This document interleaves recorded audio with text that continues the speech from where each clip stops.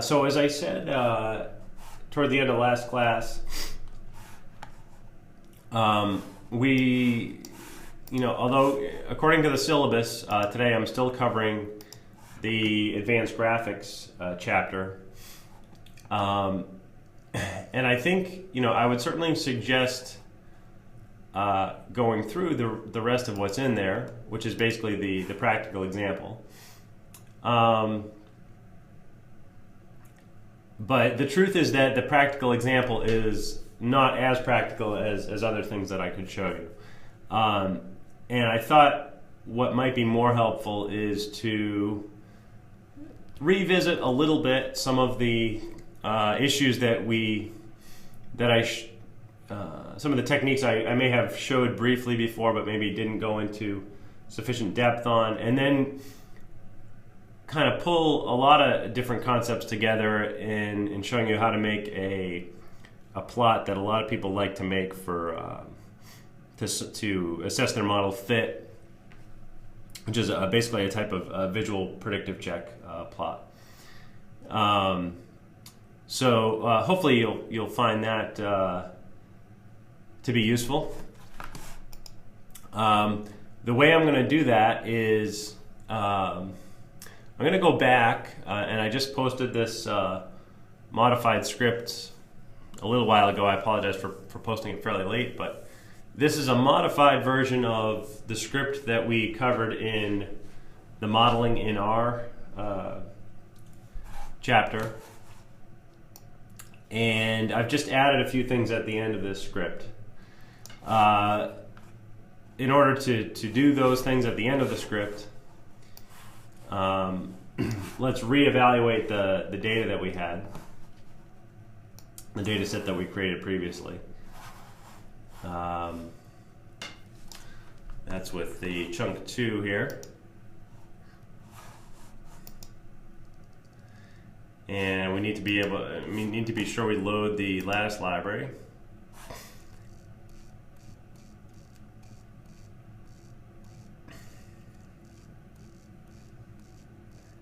And I'm going to be doing some modeling. I'm going to recreate the models that we worked with in that class, which were models that used the NLME package. So let's load that package as well.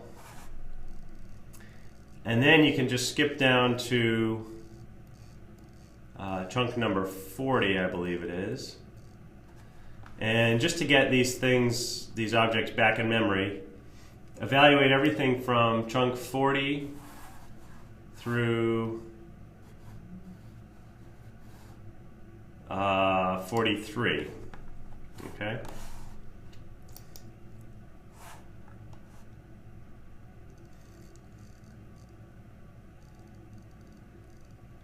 And then, having done that, let's also evaluate chunk number 44, just to kind of remind you of what we were working with here.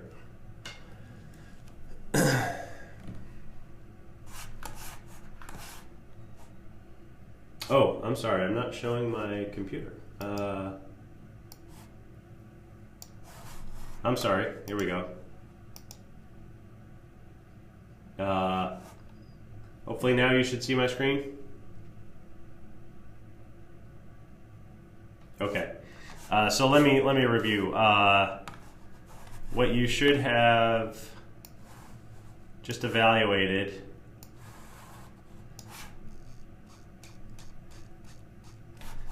is in this modeling in R class edits script that modeling in R class edits plus that I posted just about 20 minutes ago. You want to evaluate chunk number 2. You want to load the lattice and NLME packages.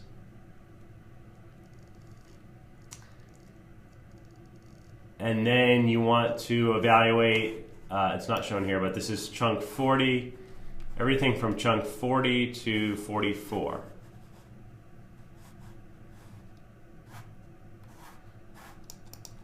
Okay?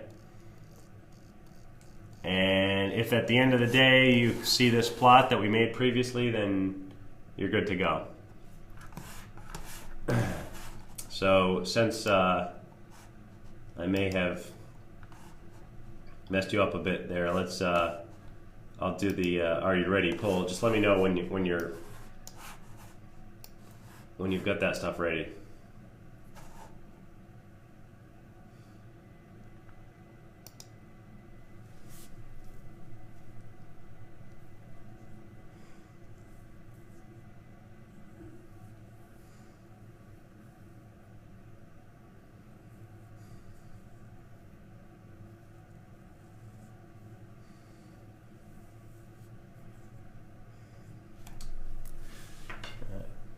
Only need 3 votes here, so I got 1. I'll assume the other 2 of you are not ready yet.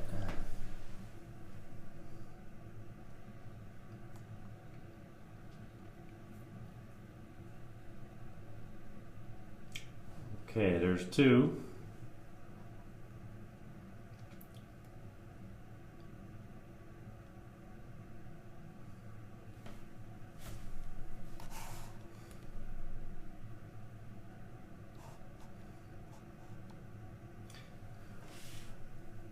I'm gonna go ahead. If you're still having trouble catching up, just shout in the question box, and I can hold up for a second. But I'm gonna guess that somebody is just not doing the poll. So let me close that up. All right. So having done all that,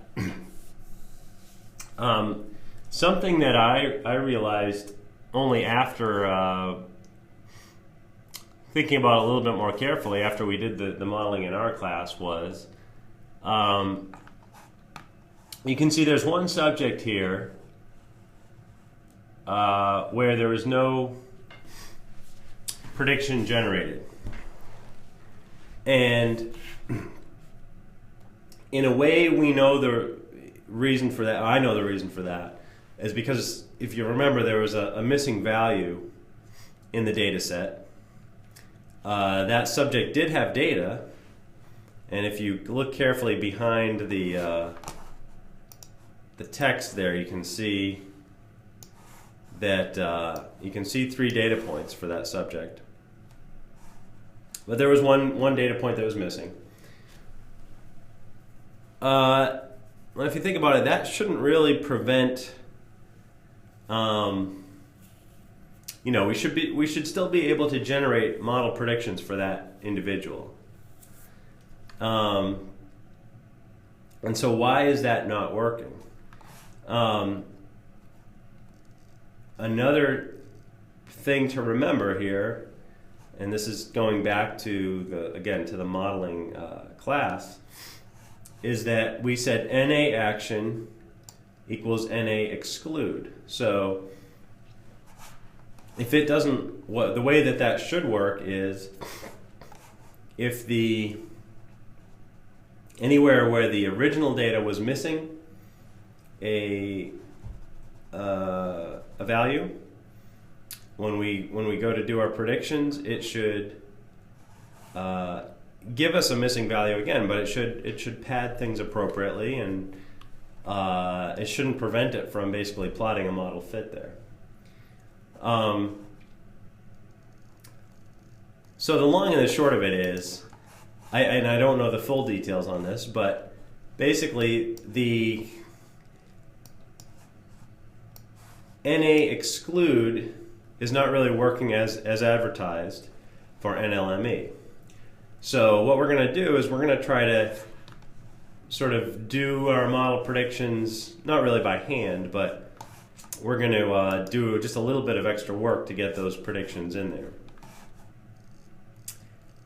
And what I'm hoping to show you with this is it becomes a little bit more complicated example, because now we have to do the basically keep track of the predictions outside of the XY plot function. So if we review here for a second, what we did when we did that chunk number 44 previously was we had already fitted the model. We had already fitted mod 7. But when we went to generate the, when we went to compute the predicted values, we did that within the call to XY plot. And so that was that's kind of the easiest scenario in a way, and that doesn't, it's not always possible to do that. For one thing, if you did your modeling in non-mem, then, or some other thing, something besides R, then you're not going to be able to compute the predicted values within the call to XY plot. You're going to need to compute them externally and then somehow bring them into your plot. Or in a case like this, the way that I'm going to deal with this error that I'm getting for that first subject is I'm going to create another version of the data frame, and this version won't have any missing responses. I'm going to compute the predicted values and attach them to that subset data frame that I just mentioned. And then when I go to make my plot, I'm still going to use my original data frame DAT in order to get my observed values. But then now when I go and I get my predictions, I'm going to be pulling them out of a different data frame. So what I'm trying to communicate here is there's this scenario which is not at all uncommon, which is that it's difficult to include your predicted values in the same data frame as the well, should I say that? It's maybe not difficult. It's often inconvenient to include your predicted values in the same data frame as your observed data. Or to put it another way, the predicted values and the observed data are kind of often coming at you from two different places, and you need a way of pulling them together within XY plot. You're not always going to be in the scenario we were in up here where you can compute your predicted values on the fly. That's what I'm trying to get at. Okay, so let's get down to the specifics here. Excuse me.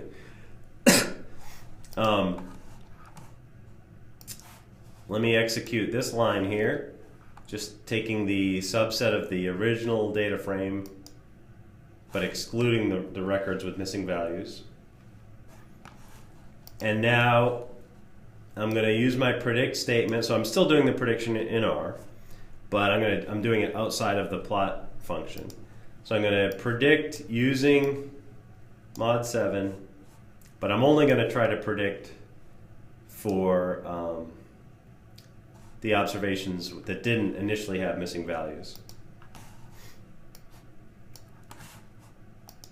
And if I do that, I don't get any errors. And now the part that I want to emphasize is those predictions are now in this data frame called dat nomis, which is not the same thing as dat. So if I'm using dat to get my y variable and my x variable and other variables, how am I going to keep that aligned with what I have in dat nomis? So when you're in a scenario like that, that's where this argument called subscripts is very helpful. And so subscripts, the way to use subscripts is when you write a panel function,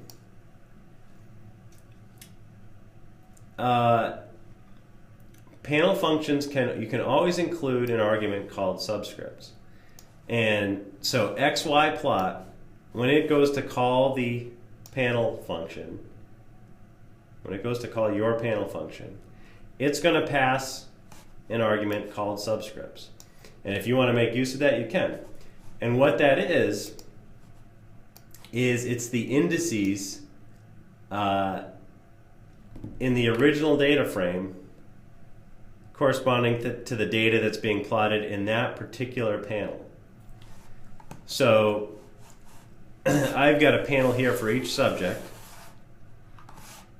and within each panel I'm going to make my usual scatter plot for that subject, and then I'm going to take my subscripts argument. I'm going to use that to extract all of the I'm going to use it to extract basically the rows of DAT corresponding to that particular subject.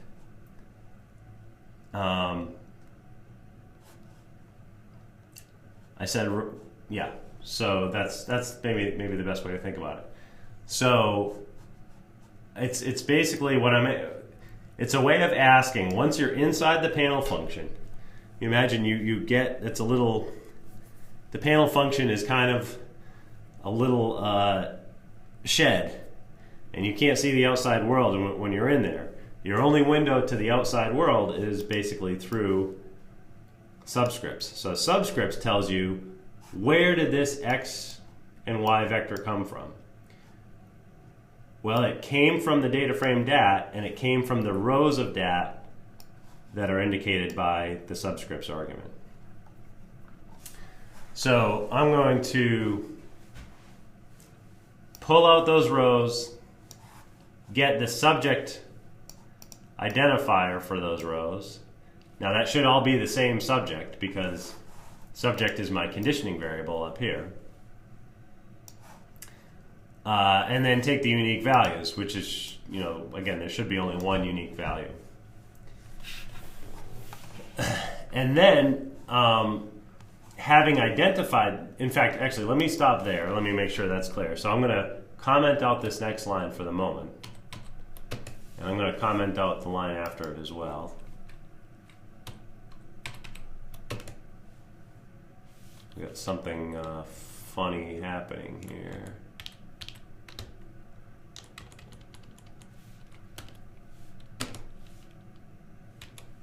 Okay.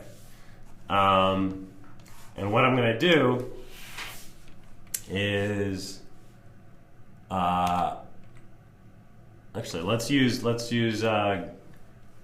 grid.text to which we learned last time. I forget the order of the arguments. We're going to load the grid library.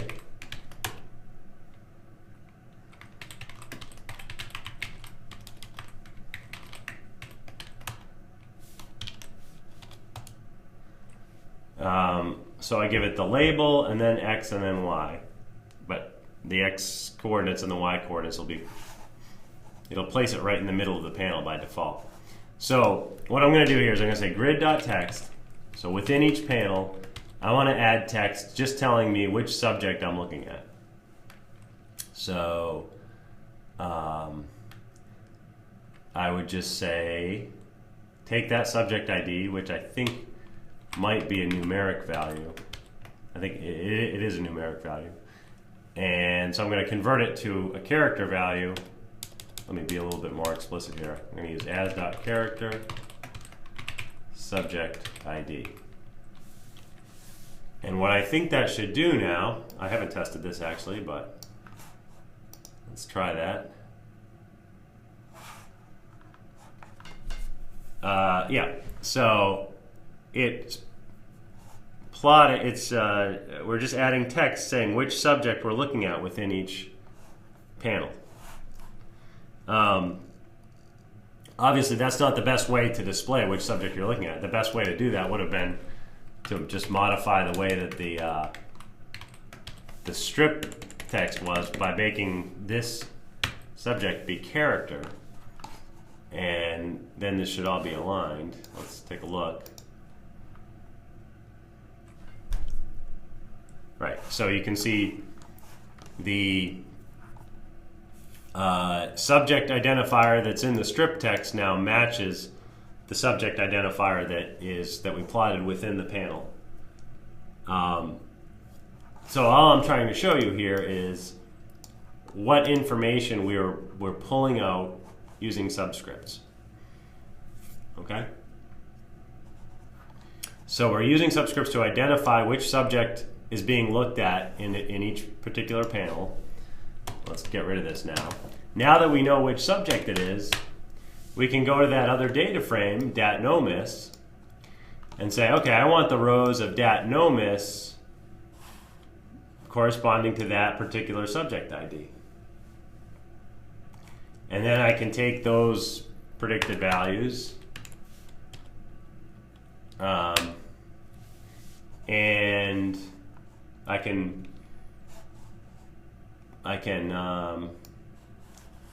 plot the corresponding x values, or plot those predicted values versus the corresponding x values.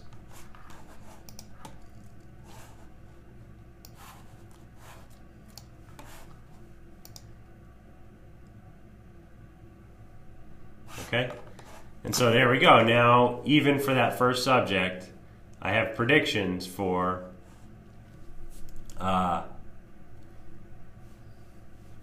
at least for those 3 observations.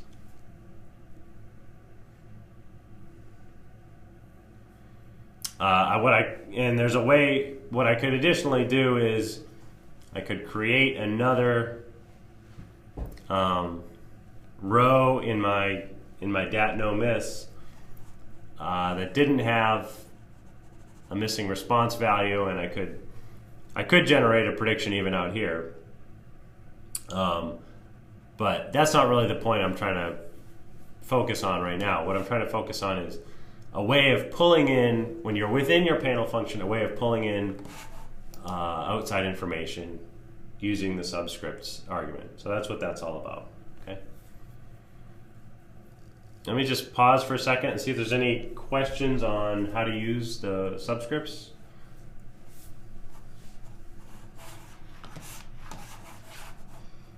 And if not, I'm going to go on to a more complicated and more interesting example that also uses subscripts.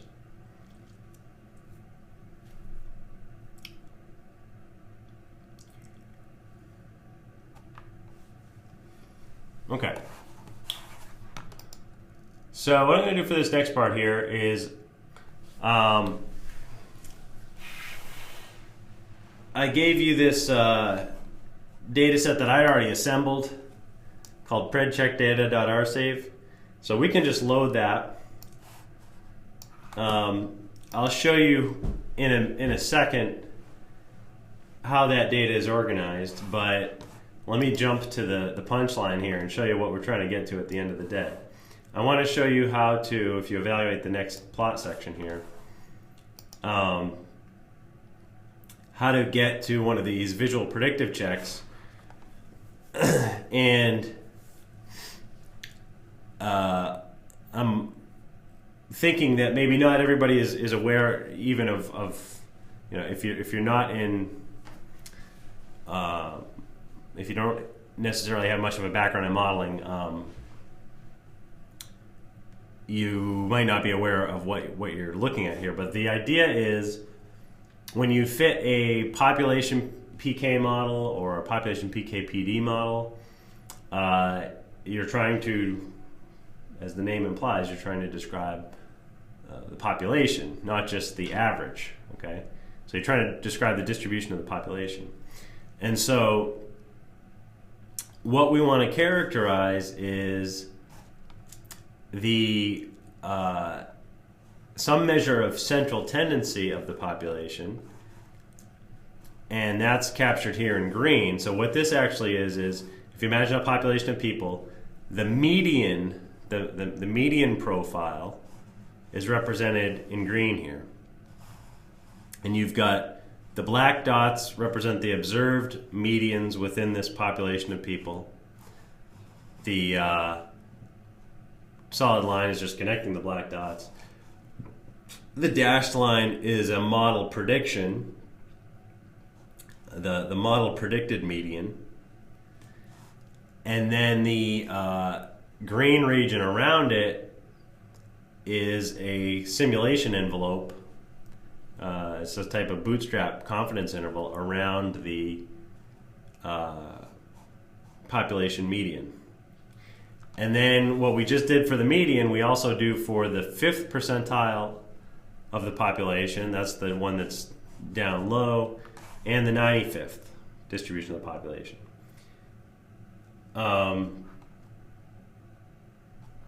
So the edits to my code, I believe, I will post any edits I make today, but I think this code that we're looking at right now, I'm just responding to a question here. The code that I'm showing you at the moment is on the course website already, but if I make any changes to it today, I will repost those. So anyway, that's the plot we're trying to get to, and I just want to give you one way of doing that. This isn't necessarily the most elegant way, but it's something that works. And again, here I'm not going to assume that you're doing all the computation within R, and in fact in this example here, the predicted values and these simulation envelopes were computed externally in non-mem. Okay, there's a question, what do the solid and broken lines represent? So the solid lines are just connecting the observed data. In the observed data here are observed quantiles. So the top, for any given week, the top dot is the 95th percentile, the observed 95th percentile in the population of people. The middle one is the median, and the low one is the 5th percentile of the population. The black line, the solid lines are just connecting those observed values. The broken lines are model predicted values. And this is a, it might seem, depending on your background, it might seem strange that a model prediction is so choppy, but it's because people were taking varying doses over time, and so their predicted exposure of the drug in their system was changing over time. Okay, so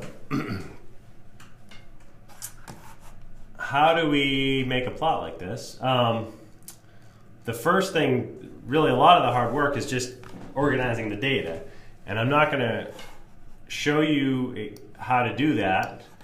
You have the tools to do that already based on the classes that Tim has taught. But what I can show you is what it should look like at the end of the day. So what did I call this object? Demo.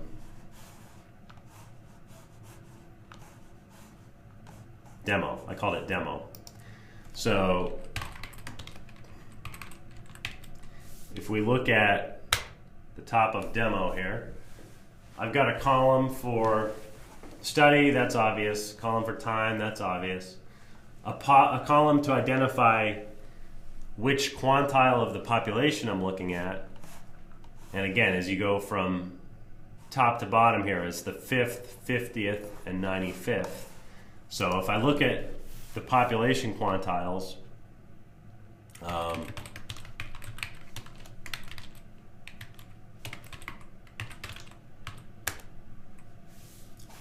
there's 5th, 50th, and 95th, okay? And then the response is obvious enough, that's the Y value. And then type is basically for each of these population quantiles, I'm going to have the following things.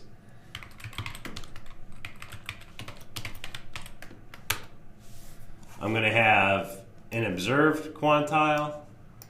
I'm going to have a median across simulations. So I'm going to have basically a point estimate of the quantile. I'm going to have a lower bound, and I'm going to have an upper bound. In fact, it probably would have been, maybe would have made more sense. Maybe I'll do this just to keep it clearer when you review. Let's rename things a bit here. I'm going to say demo type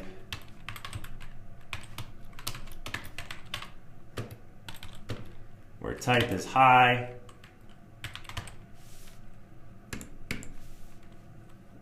That's basically, that's an upper bound, so I'll just say UB.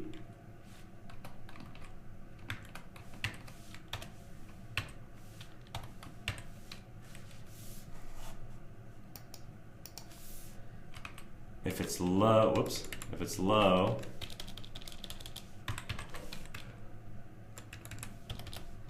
that's a lower bound. If it's median, that's the point estimate. I'll just call it EST for estimate.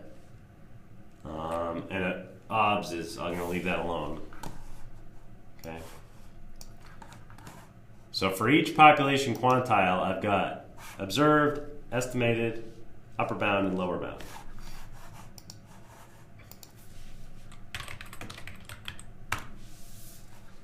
So as I said, it can be quite, it's not a Herculean task, but I'm skipping over some of the difficulties of getting your data into this format where you've got all the quantiles stacked on top of each other and you've got all the types stacked on top of each other.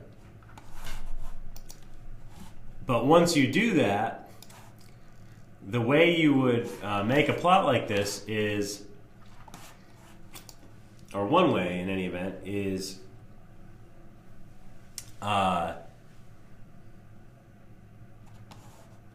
you can go ahead. I mean, part of it is pretty intuitive. Just take response as the y variable, time as the x variable. That's fine. Conditioning on study, we know how to do that. Now, really, the only part that gets difficult is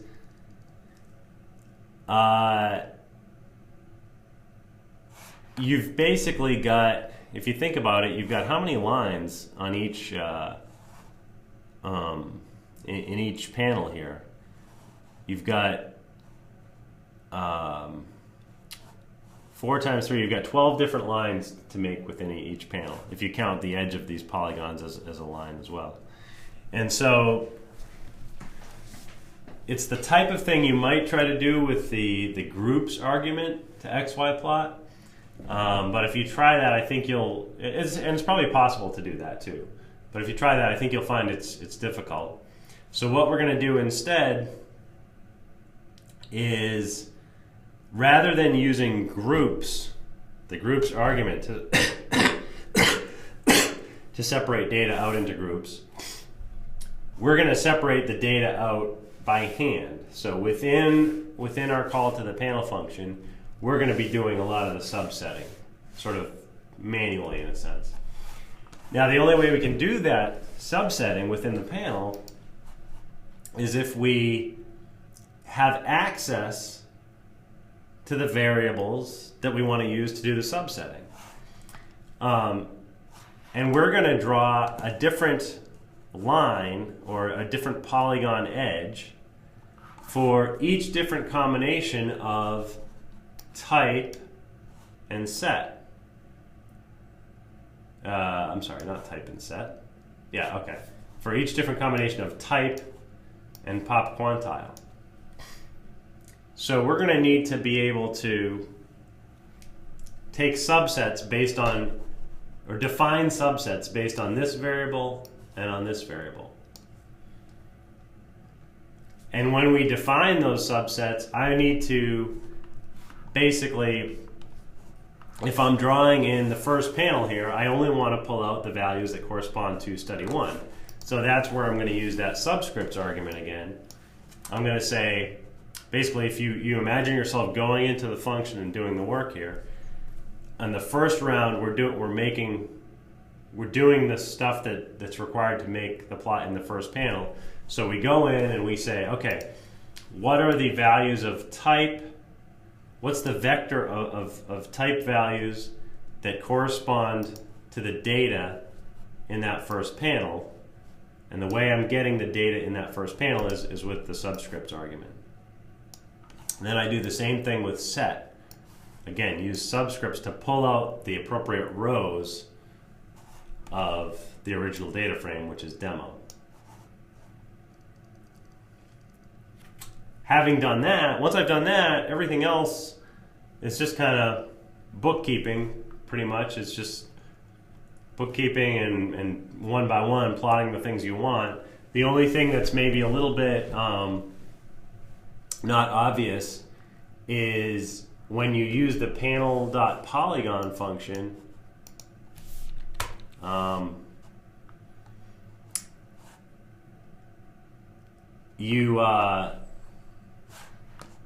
actually, let me walk you through the way this is organized here. Sorry. So I've got basically 3 blocks here. So this whole block, everything in this block, is stuff that I'm doing to draw the lowest band here, the 5th percentile band. And so for that 5th percentile band, I'm gonna draw 3 things. I'm gonna make that shaded polygon. That's that gray shaded polygon down here. And then I'm going to make the dashed line for the model predictions. And then I'm going to make the solid line with the dots for the observed data. I do all that for the 5th percentile. I do it all down here for the 50th percentile, and then for the 95th percentile. And then I do it down here for the 50th percentile.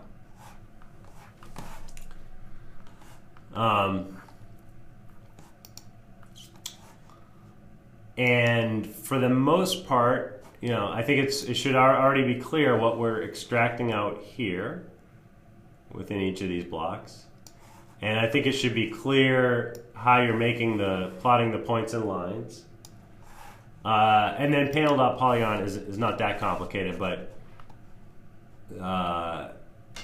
it took me a minute to wrap my head around how to use this. So basically what you need to do when you draw a polygon here is you need to pretend that you are, you need to specify the points in order as if you were going to basically walk around the whole polygon.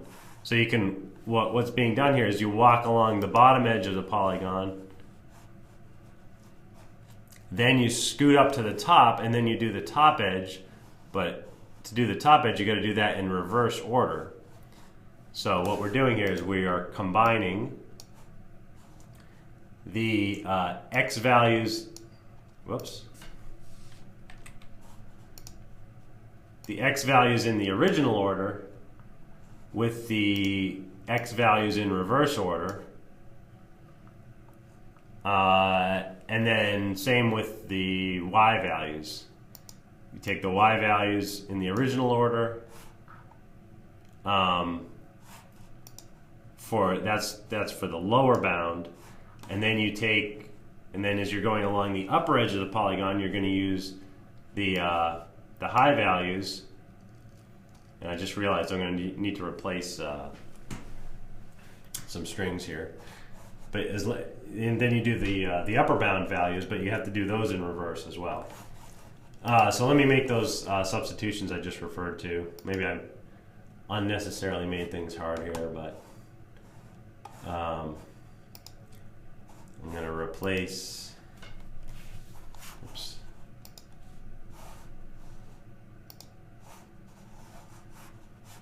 find low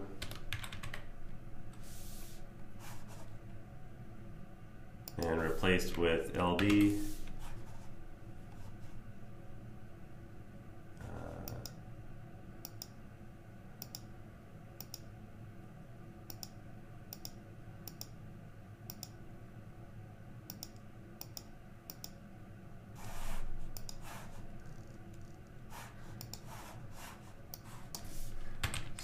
high.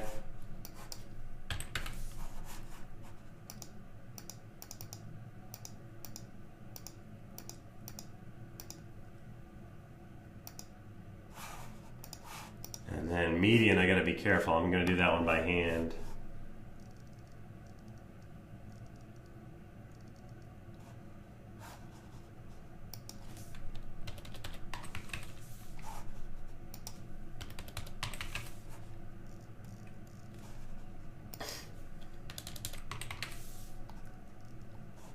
All right. So anyway, hopefully that will work. Let's see.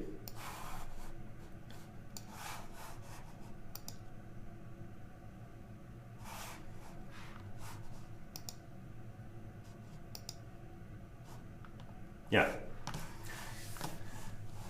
Okay. So,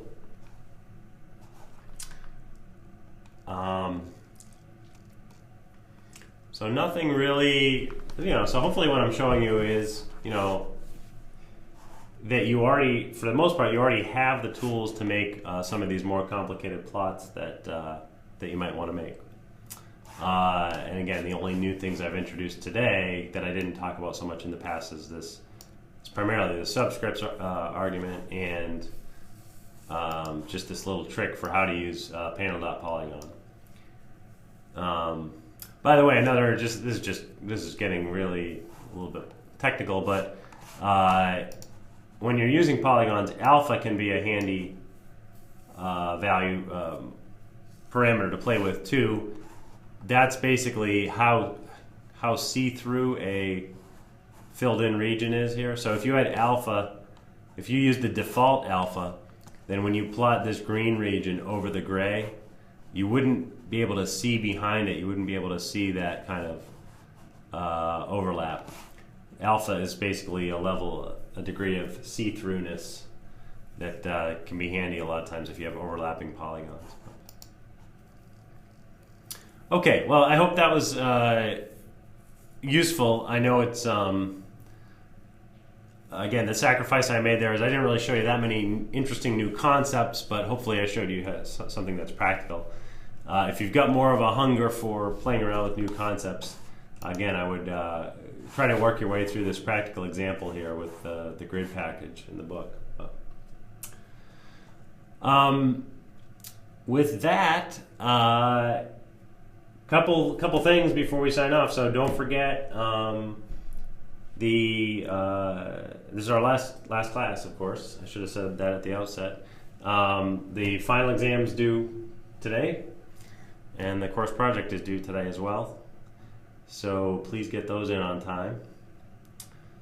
And I hope you've enjoyed it. I really would encourage you to give us feedback. We do pay attention to that when we get it. We're always looking for ways to improve either the way that we deliver the course or change the content. If people don't think the content is really what they're looking for, we'll certainly let us know that as well. We hope you come back and take some more classes with us. If you have any questions about other classes we offer, please don't hesitate to ask. And that's it. So I hope to meet you all at a conference someday.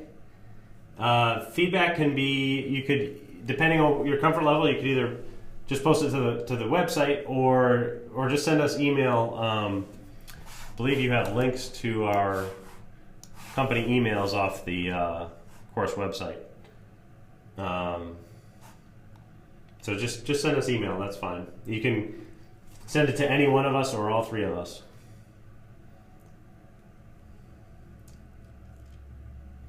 Okay, again, so thanks very much. Hope you enjoyed it. I'll hang on the line for a while if you have other questions. Otherwise,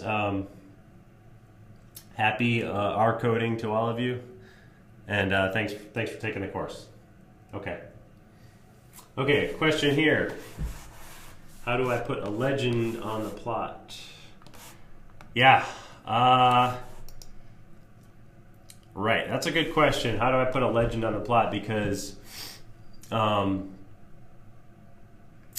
you obviously can't use AutoKey in this case because AutoKey is going to correspond to a grouping, the groups variable, and we're not even using the groups variable here.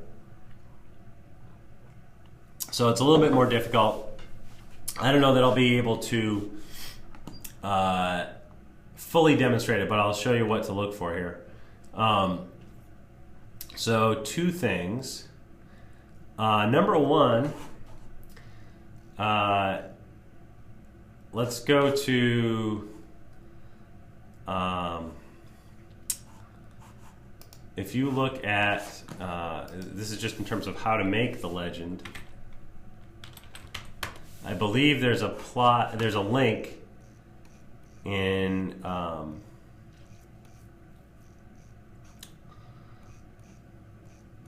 XY plot for a more general legend maker. Let's see, you might have to follow a couple links here. So it's this one, draw key, I believe.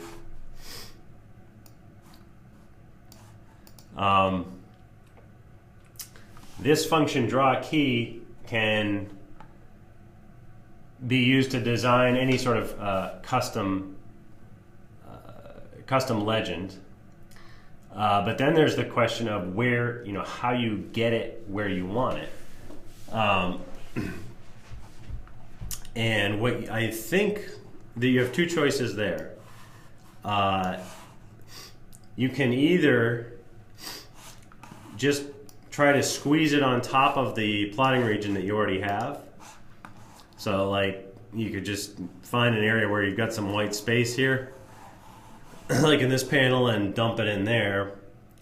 That's not a very general solution, and you don't necessarily always have white space to play with. So if you don't, what you're going to need to do is this is kind of like creating a grid layout, but there's a simpler way to do it.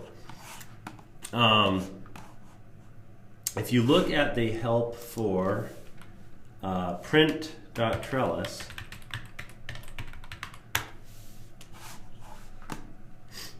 I haven't used this in a while, so I just need to look quickly here.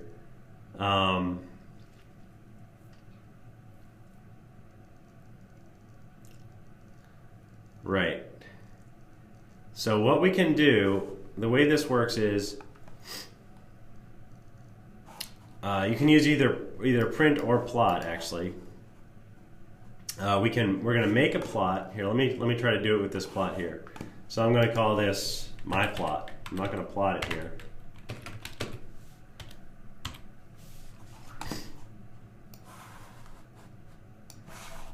Run that. And now, rather than plotting it in using the whole device area, what I can do is say print, or I could say plot. Print my plot, and it looks like I want to say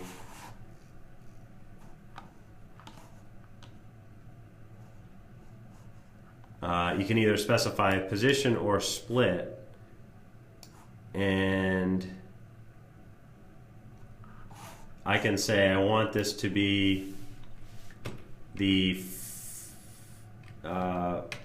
first out of 2 columns, and the first out of 1. Let's see.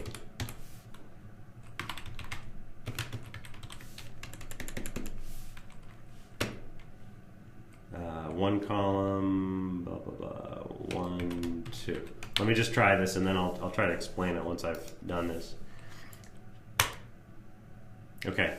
So this is kind of a crude example, and you can do it in a more you could obviously fine tune it. But what I've done here is I've plotted. I haven't used up the whole plotting space, right? I've only used the top half. If I want to use the bottom half, I would change this to 2. Okay. If I want to use some fractional percent, then you have to get into looking at, you have to specify it using position instead. I won't try to do that right now. You can fiddle with that on your own. But now what I'm trying to get to here is I've freed up some white space in the plot. So now I could, I believe, let me look at the documentation again for draw key.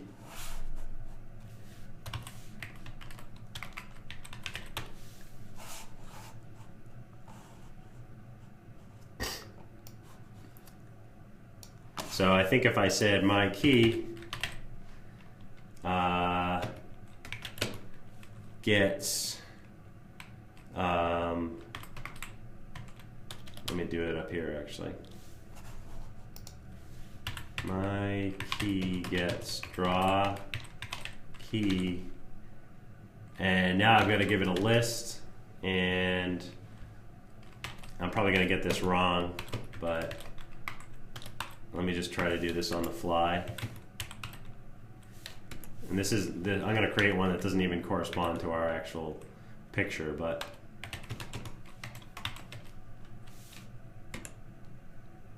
let's see if that works.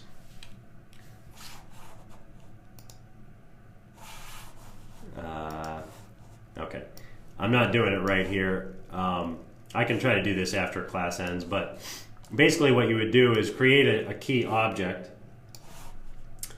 and then you would just do another call to print that said, you know, print my key, and give it a different split or a different position to place that key.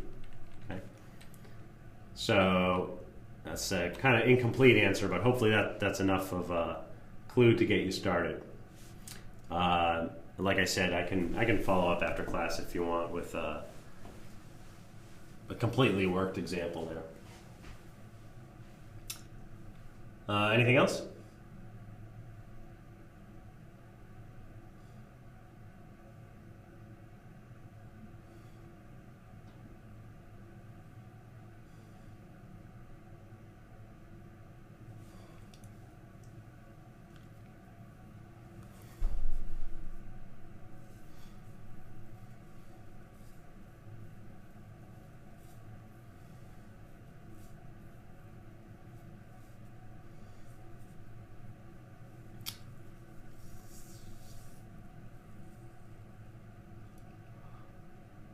All right, everyone. Well,